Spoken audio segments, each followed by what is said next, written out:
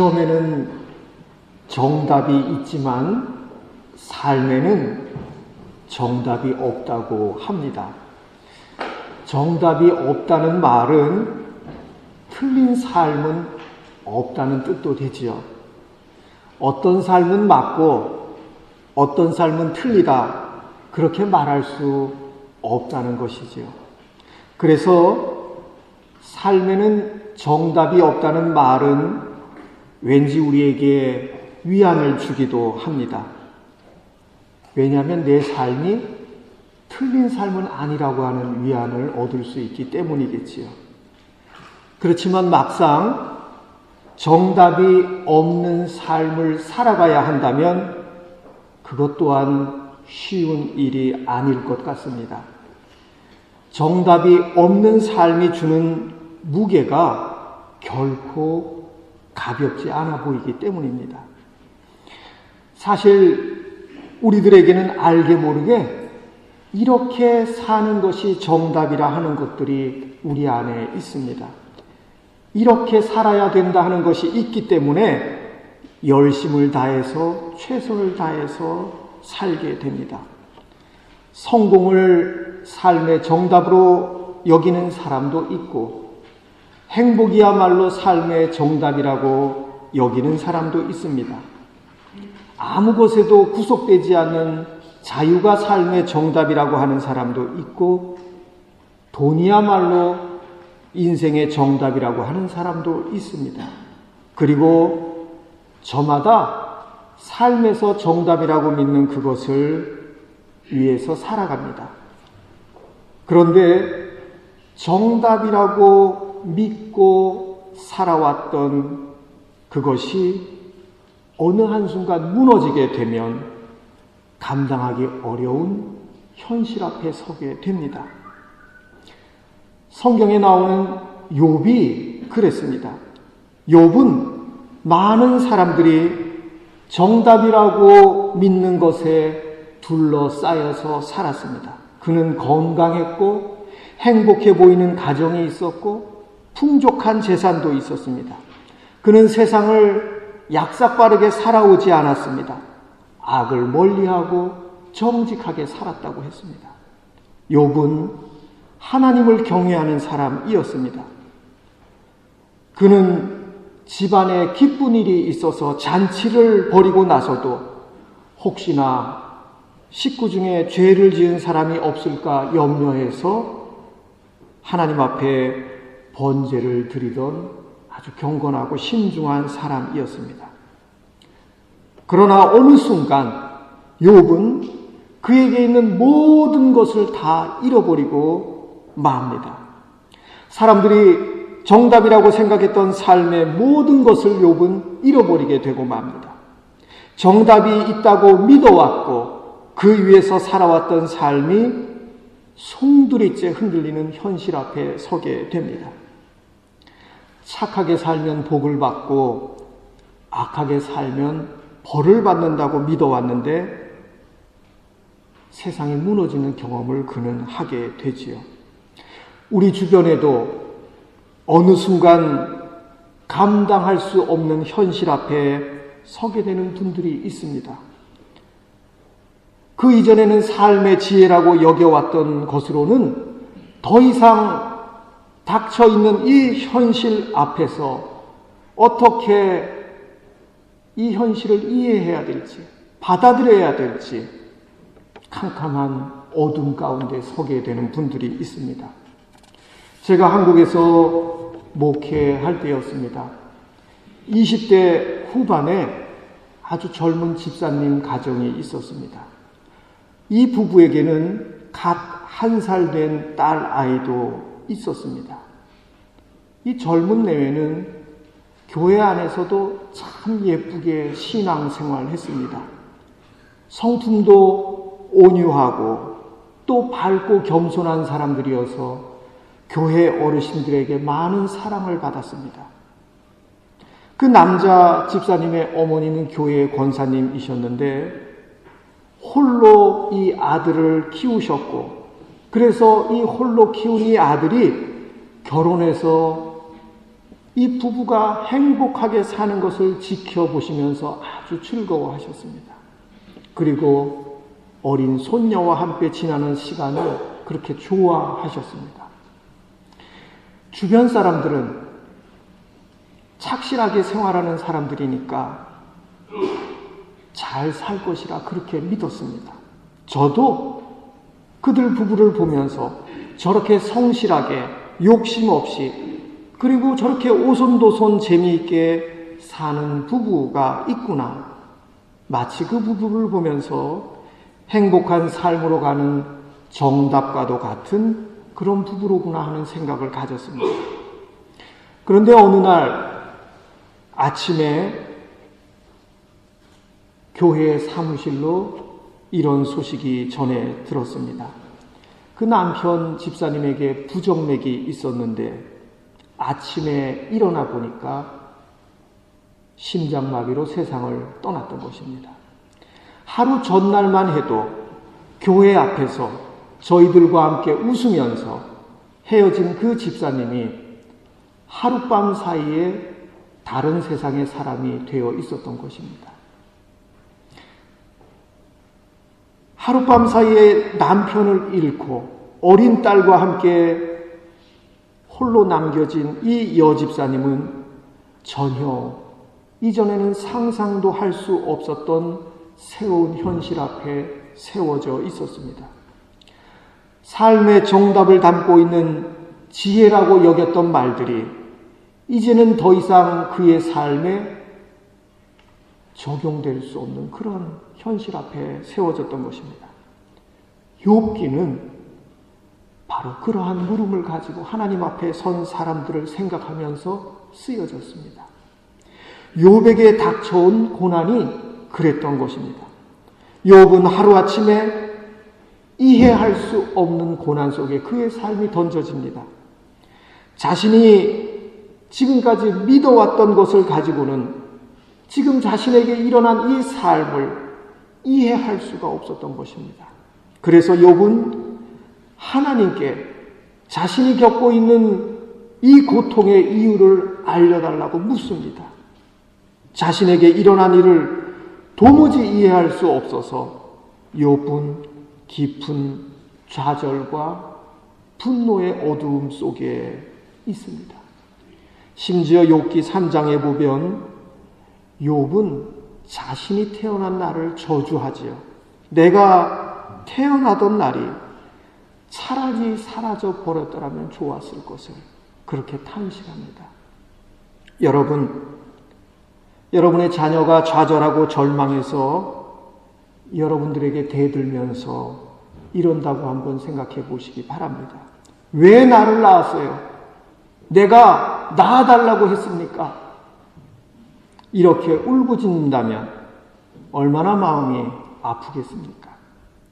욥이 하나님 앞에 그렇게 부르짖고 있는 것입니다. 욥은 하나님에게 묻고 있습니다. 왜 저에게 이런 일이 일어나야 합니까? 잘못한 것이 없는데 왜 제가 이런 일을 겪어야 합니까? 이런 고뇌와 슬픔을 겪는 욥에게 새 친구가 찾아옵니다. 친구들은 욥을 위로한다고 하면서 자꾸 욥이 겪고 있는 불행을 해명해 주려고 합니다. 지금 너가 고통을 겪고 있다고 하는 것은 혹시라도 너에게 그래도 하나님 앞에서 너가 뭔 죄가 있다는 뜻이 아니겠냐? 이런 투로 이 친구들은 욥에게 말합니다. 욥을 위로하겠다고 찾아온 그 친구들을 통해서 욥의 고통은 더욱 깊어지기만 합니다. 우리도 때로는 고통 가운데 있는 사람들을 위로한다고 하면서 그런 실수를 저지를 때가 있습니다. 그 대표적인 말 중에 하나가 하나님의 뜻이 아니겠습니까? 라고 하는 말입니다. 그런 말은 고통 가운데 있는 사람에게 위로가 되기보다는 깊은 아픔의 생채기를 더 내는 경우가 많습니다. 1983년에 미얀마, 이전에는 버마라고 불렀지요. 미얀마에서 일어난 아웅산 묘소 폭탄 테러 사건 여러분 기억하실 것입니다. 그때 대한민국 정부 강요의 많은 분들이 그 자리에 있다가 순국했습니다. 그때 희생된 분들 중에는 이범석 외무부 장관도 계십니다. 그분의 아내 이정숙 여사는 평생을 의지하고 사랑하고 신뢰하던 남편을 그렇게 잃었습니다. 이범석 장관이 그 아내를 얼마나 존귀히 여기고 사랑했는가 하면 그 이전에 미국에 파견되어서 미국에 7개월 동안 머물면서 한국에 있는 아내에게 보낸 편지가 180통이나 된다고 합니다. 연애 시절이 아니라 결혼하고 나서입니다. 그렇게 사랑하던 남편이 한순간에 목숨을 잃었으니 그 충격과 고통이 얼마나 크겠습니까? 이범석 장관의 내외는 그 당시에 영락교회를 출석하고 있었고 그 교회를 담임하시던 분은 우리가 너무나 잘 아는 한경직 목사님이셨습니다. 이 일이 있고 난 얼마 후에 그 한경직 목사님께서 교회의 장로님들과 위로 신방을 갔다고 합니다. 신방을 맞은 자리에서 이정숙 여사가 목사님께 이렇게 물었습니다. 하나님의 뜻이 도대체 어디에 있습니까? 왜 저의 남편이 그런 일을 당해야 합니까? 욥이 하나님 앞에 가졌던 물음을 똑같이 가졌던 것이지요. 한경직 목사님은 하나님의 뜻이 있지 않을까요? 그런 식으로 대답하지 않으셨다고 합니다. 북한 사투리로 나도 모르겠시오. 그렇게 대답하면서 끌어안고 함께 고통을 나누셨다고 합니다. 때로는 무슨 말로 해명해 주려고 하기보다는 그저 아픔의 자리에 함께 서야 할 때가 있습니다. 그런데 욥의 친구들은 고통을 겪고 있는 사람들에게 마치 자신들이 하나님의 대변자인 것처럼 그렇게 자꾸 뭔가를 설명해 주려고 합니다. 그러나 그 친구들의 말은 욥이 당면한 현실을 도저히 해명해 줄 수가 없었던 것입니다. 하나님은 의로우신 분이기 때문에 너가 이런 일을 당한 것은 그래도 너에게 뭔 잘못이 있기 때문이 아니겠니? 이런 말로는 욥의 고통이 해명되지 않았던 것이죠. 그래서 욥은 하나님을 향해서 더욱 절박합니다. 하나님은 욥이 친구들이 했던 것처럼 너가 이것을 잘못해서 그랬다 이렇게 말씀하지 않으시지요. 하나님은 욥에게 이렇게 말씀하십니다. 들어라, 내가 말하겠다. 내가 물을 터이니 너가 대답해 보아라. 그리고 하나님께서 욥에게 묻기 시작하십니다. 그것이 욥기 38장에서부터 41장까지의 내용입니다. 하나님은 욥이 하나님 앞에 가졌던 물음과는 언뜻 보면 전혀 관계가 없는 것 같은 그런 대답을 하십니다. 하나님은 내가 땅에 기초를 놓을 때에 너가 거기에 있기라도 했니? 무엇이 땅을 버티는 기둥을 잡고 있는지 너가 아니? 누가 땅에 주춧돌을 놓았니? 메마른 거친 땅을 적시면서 굳은 땅에서 풀이 돋아나게 하는 이가 누구인지 너가 아니? 하늘을 다스리는 질서가 무엇인지 너가 아니? 하나님은 이런 물음을 욥에게 던지십니다. 이 하나님의 물음 앞에 섰던 욥의 대답과 고백이 우리가 오늘 함께 들은 말씀입니다. 주님이 어떤 분이시라고 하는 것을 지금까지는 제가 귀로만 들었습니다. 그러나 이제는 제가 제 눈으로 주님을 뵙습니다. 여러분, 하나님께서 욥에게 하나님 자신의 모습을 직접 보여주셨습니까? 아니지요.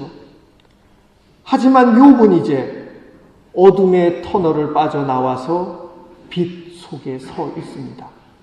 욥은 자신에게 닥쳐온 고통이라고 하는 이 창문이라고 하는 하나도 없는 이 집에 갇혀서 빛을 찾으려고 했는데, 그런 욥에게 하나님은 물음을 통해서 그 고통의 집에 갇혀 있지 말고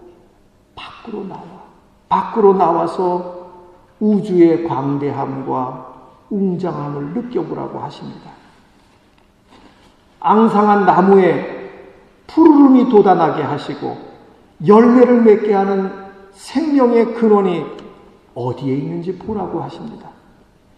하나님의 물음을 통해서 욥은 고통의 집에 갇혀 있을 때는 보지 못했던 빛을 보게 됩니다.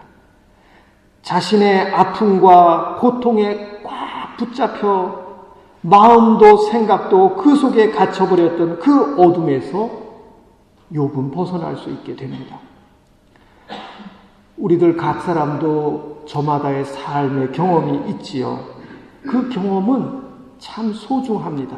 그렇지만 우리가 우리의 경험만을 가지고 모든 것을 판단하고 보려고 한다면 결국은 우리는 그 경험 안에 갇혀버리게 되고 맙니다. 그렇게 되면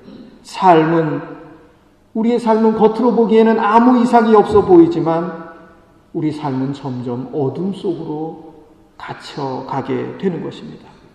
하지만 하나님은 우리의 삶을 그 어둠에서 하나님의 은총의 영역으로 품어내시기를 원하십니다.